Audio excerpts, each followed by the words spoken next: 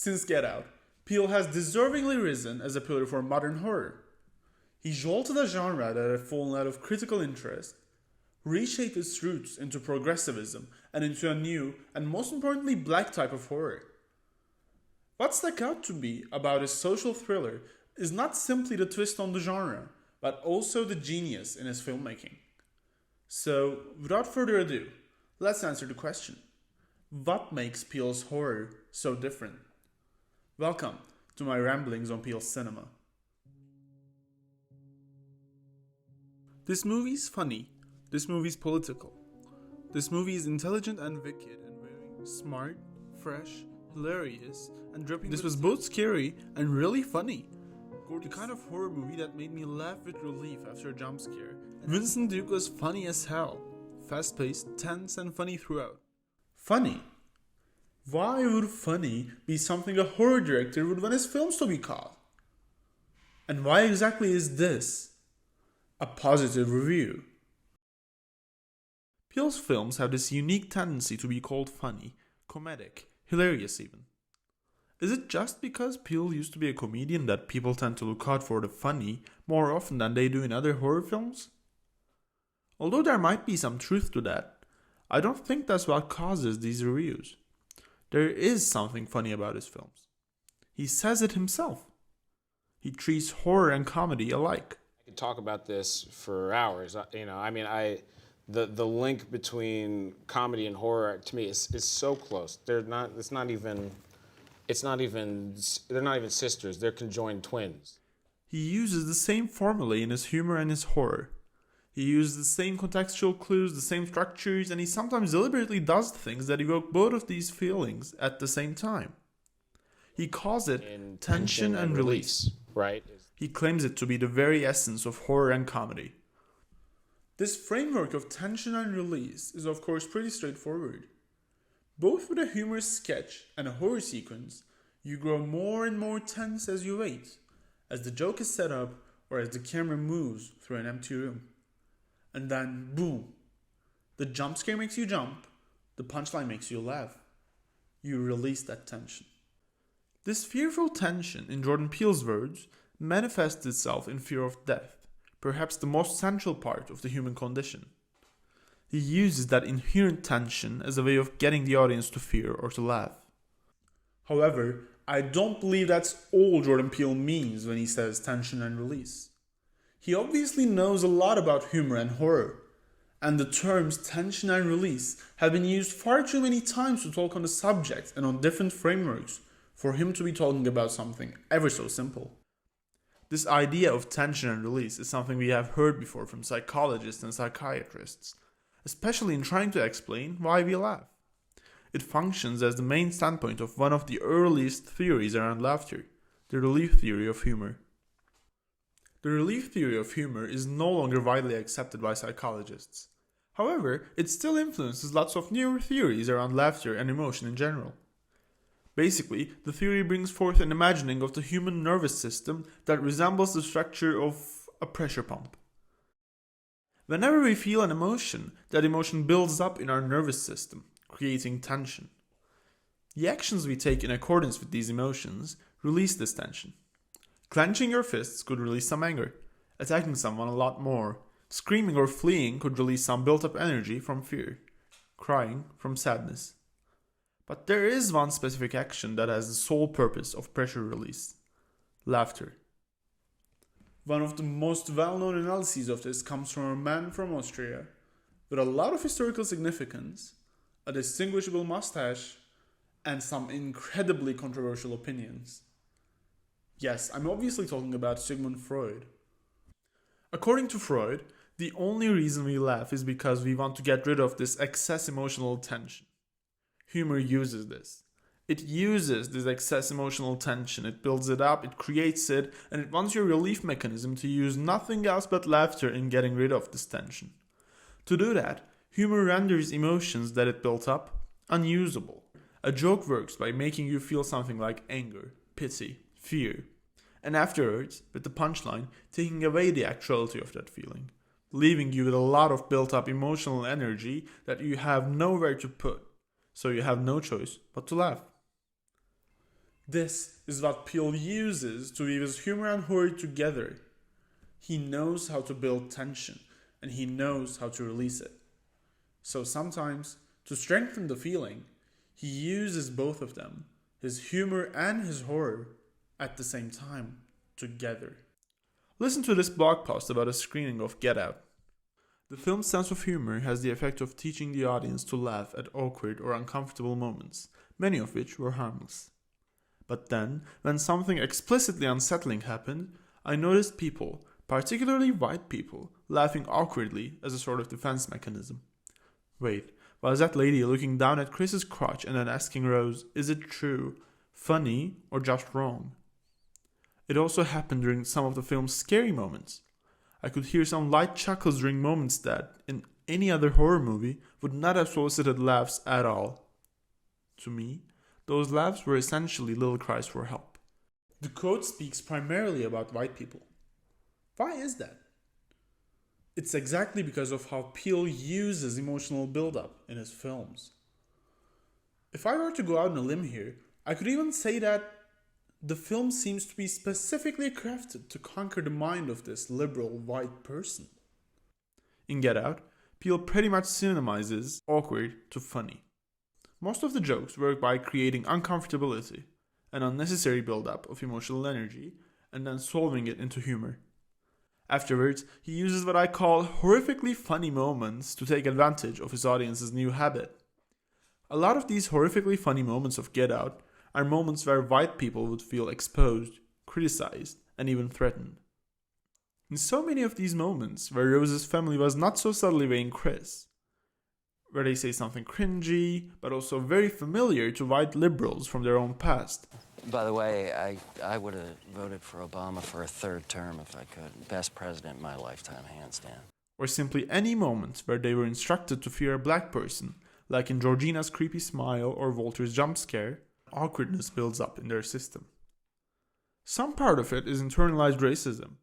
Some part simply stems from white socialization.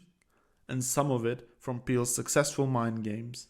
This awkwardness clogs their emotional valves. What are they supposed to do now? A display of proper fear is no longer an option, and maybe it never was.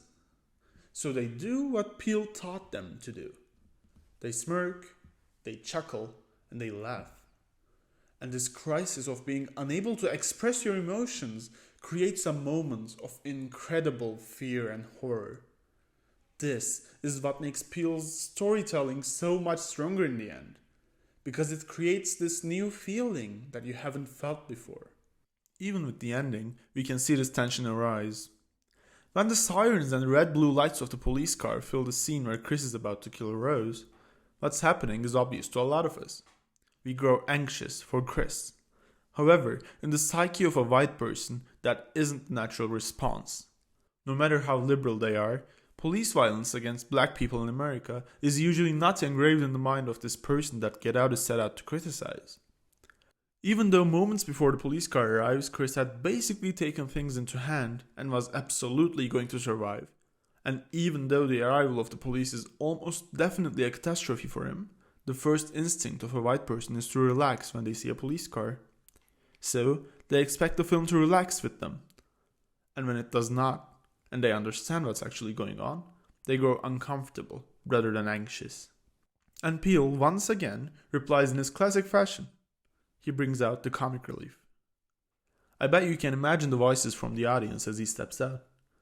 A lot of sighs of relief from the anxious, and a good bit of genuine, full-fledged laughter from the uncomfortable. Peele's Pavlovian conquest of the white psyche succeeds. We can see this comedy-horror mix in all films of Jordan Peele. In Us, we can see him capitalize on this formula multiple times, most notably during one of the most brutal scenes in the film. The Tyler house is being invaded by the tethered. They're trying to slaughter the family. Kitty tries to call for the police using her Alexa, Ophelia in the film, and it just starts playing Fuck the Police. That is a genuinely funny moment, but the timing is not right. The entire Tyler family has just been murdered, and mere seconds later, Dahlia slits Kitty's throat. But there's a fully blown joke in the middle of it. That's Jordan Peele's success. He makes you feel truly uncomfortable.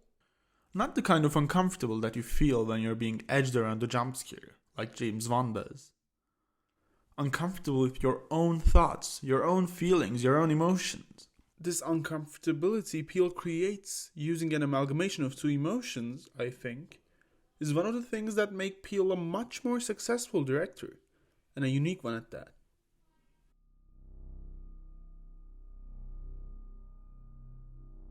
Social issues have always had somewhat of a place in horror. The Great Depression created the mad scientist stereotype.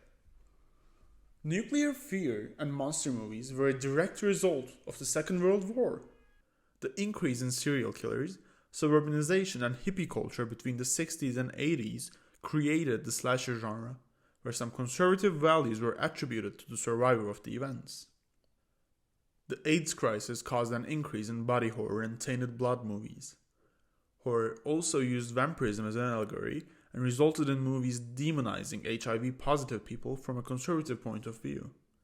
Post-2001 horror movies focused on the clash of civilizations, an increase in the use of found footage, and home invasion movies. And contemporary horror focuses a lot on societal collapse, corruption, tyranny, and a critique of society in the general sense. Along with these trends, specific films like Rosemary's Baby, Stepford Wives, Night of the Living Dead, and Candyman were directly influenced by second-wave feminism and the civil rights movements. So, as I said, horror has always been social. But Jordan Peele takes this to the next level. His films aren't simply influenced by the political climate. There is a good reason he claims his films to be a new subgenre called social thriller. He uses our sociological analyses of the world, our political stances, and our identities, and uses that to create a stronger, newer horror. He uses it against his audience, against us. This is probably the least unique part of how Peele uses the facts in his benefit. But simply, a Jordan Peele film never ends. That's the strength of realistic horror films. The horrors they induce stay with you even after you switch off the TV. Of course, you could still be afraid of demons and monsters hiding under beds and behind doors, but you know that's irrational, not real. With films like Get Out, the main horror doesn't consist of a rich family stealing black people, taking their bodies and imprisoning them in their own minds. It consists of the social and institutional racism that the film reminded white people of. I would even go far enough to say that when you're done watching, and when you get to sit with the film's themes and messages, it gets even more frightening for some people. It reminds those who have the privilege of forgetting that this is the world they live in. The relatability I'm talking about here isn't a pleasant one. It's more like mirroring, maybe. It's about seeing bits of yourself in the villains or the victims of the stories, and never in a satisfying way. Peele induces this connection between us and the characters through guilt or through mirroring. In all three films, either the victims or the villains of the films have something in common with the intended audience. I obviously see how that statement sounds funny. Film characters are always relatable. But with Peele, the relatability depends more on the depiction of these villains as villains, or the reasons the victims are being put to harm. For example, with Get Out, I have to believe that there was a reason for the ordinariness of the white family. I'm not talking about their social status or anything, but their language, especially in moments that highlighted their hypocrisy, was something I'm painfully used to. Even as someone who's never been to the US, I've heard the phrase, "I would have voted for Obama for a third term" far too many times. And I'm entirely certain there were those in the audience who said similar things to their black friends before. With Nope, once the film clearly states its standing point on consumerism in media, you realize it fully blames you. Did you know the first film was of a black man riding a horse? Did you know his name? Did you consume any media with animals, most likely mistreated backstage? Do you or do you not enjoy consuming things that were traumatizing or even life-threatening to produce to its makers or to others, like true crime shows, deep dives on traumatic content, or even war journalism? Jean Jacket is punishment for those who do, both the producers and the consumers. Do you wholeheartedly believe you wouldn't go see Jean Jacket eat a horse at Jupe's theme park? To move forward and to talk about how us fits in, we have to ask one very critical question.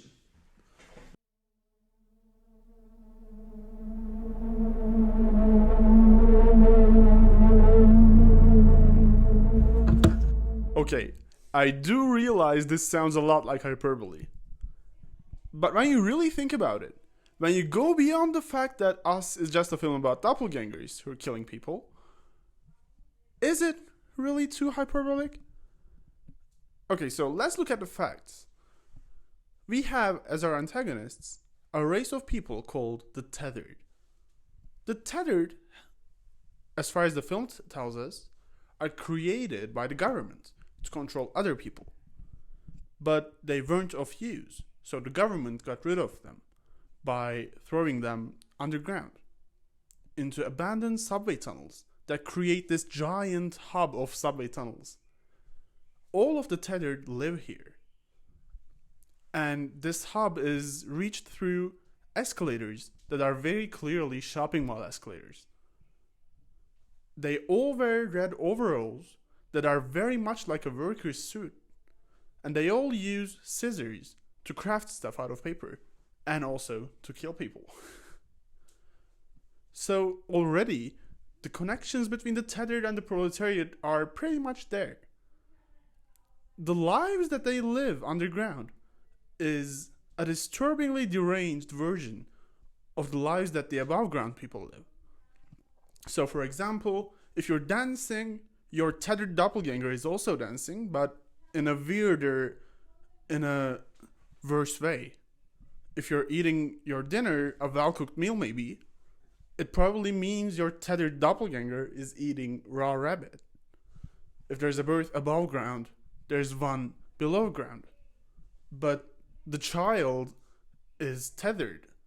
It's deranged, it's mad, it doesn't have emotions, it's not human. At least that's what the film tells us up until a certain point. The film tells us that it is believed that the Tethered do not have a soul. The government believes that was the reason that the experiment failed. But the final twist of the film tells us that that's not the case. The whole idea just shatters. The twist is that Adelaide and Red might have been mixed up while they were childs. Red is a very special Tethered. She can speak, and that makes her very much different, very much more human. So the reason for that might be that Red and Adelaide were mixed up as childs. So when you think of that, when you think of the fact that it took Red, the original Red, just a couple of years to get used to human life, and after that she was able to get married and have children, and her children turned out great, and her marriage is great, not great but at least normal, you can see that there is no problem with the tethered souls. They're just lacking education and socialization. Those things are lacking in the lower strata too. Those things are what the bourgeoisie denies the proletariat of. So when you realize that these are the same people, it becomes pretty obvious that Us is not just a tethered doppelganger monster story. It's about a revolution. It's about class war. So when Red, or the original Adelaide, takes with her the dream of an America united hand in hand, it changes everything. Because she's there with an ideal. She gives them at least a semblance of education, of socialization, and of an ideal. And with this ideal, the tethered become dangerous. And they go up, and they start killing their counterparts, and they start making the America that they believe in, or at least Red believes in. They start holding hands across America. It doesn't matter if the tethered are actually commies or not, but the reaction of the people living on the ground makes me believe that this is just another relatability ploy by Peele. I think what Jordan Peele does so gracefully with Us is that he tries to evoke some capitalistic and property-related fears in his audience. And he does that with perfect use of his characters, especially Gabe. From the very beginning, we can see Gabe's obsession with the Tylers, always comparing his situation to them, always trying to outdo them. In that sense, Us never lets the idea of social strata be forgotten.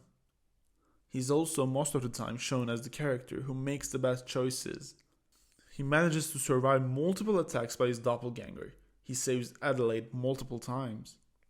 So when Gabe says something, we intend to agree with him, which is why it's important to look at how he acts once the revolution begins. He's obsessed with property. He tries his best not to leave the house in the beginning. He suggests going back and hiding inside.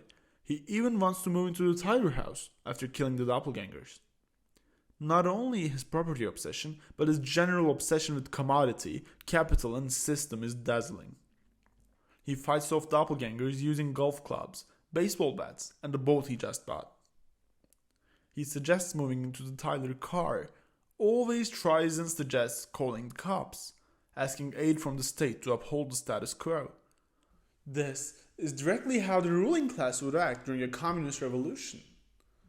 So, no matter Peele's intentions with the tethered, by making us spend time with the bourgeoisie, he's obviously calling us out on some internalized capitalistic fears.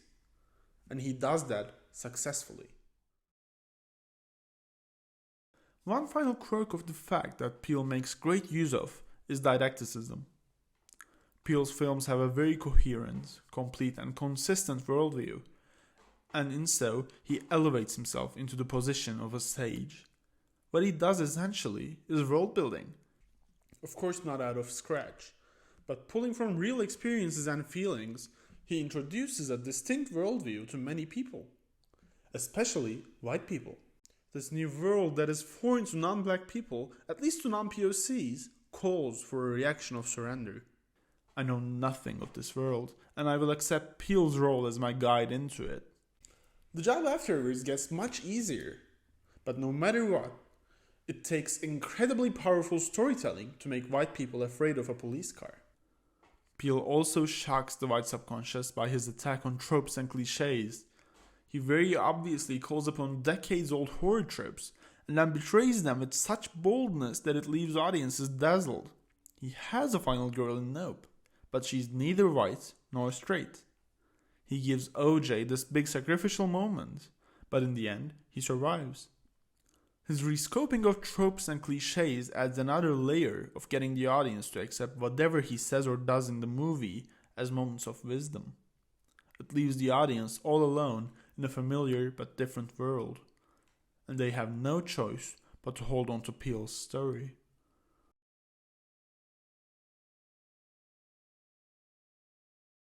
This will probably be the shortest part of the whole video, maybe even shorter than the tangent. But I have to talk about how Peele uses spectacle and visual in his horror. All three of his films share a very big common trait: beauty. Slow, long shots, angelic music, beautiful scenery. From time to time, when you're watching a horror movie, you tend to close your eyes to avoid jump scares. Peele does not allow that. Every scene, and especially the scary ones, are built to be seen. He crafts these scenes with incredible attention to detail, and he makes the pain and suffering of his characters into a spectacle. The final battle from Us, that was initially gonna play out with Tchaikovsky's The Swan Lake in the background, but instead went with a violin arrangement of I Got Five on it, which was equally beautiful. Or the design of Jean Jacket, resembling a biblical angel, asking you to avert your eyes but look with full focus at the same time, puking blood onto the universe, and eating people alive with the sound of 1,000 lives screeching in a horrific symphony. Or The Sunken Place, perhaps the most scary moment of all Peele films, in the pure dark of a sweet slumber, adorned in soothing sounds of tea swirling. Peele's spectacle forces you to keep looking, to keep watching, to give all your attention. By its definition, you accept the pain to see the beauty. It almost feels wrong, and you want to avert your eyes at all times, but you don't. It hypnotizes you, takes hold of you like the songs of the siren, and you're more than willing to keep listening.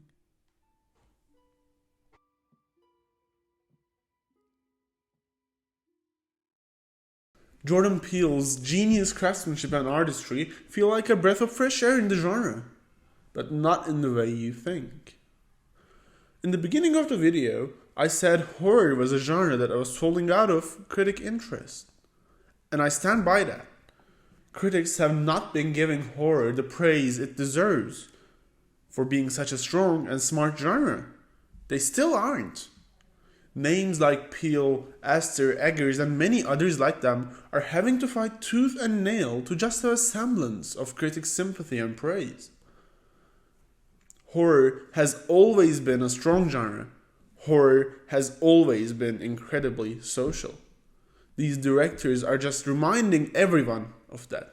Peele is forcing critics to finally see that, and he's doing a great job at that. I hope he never stops making these movies.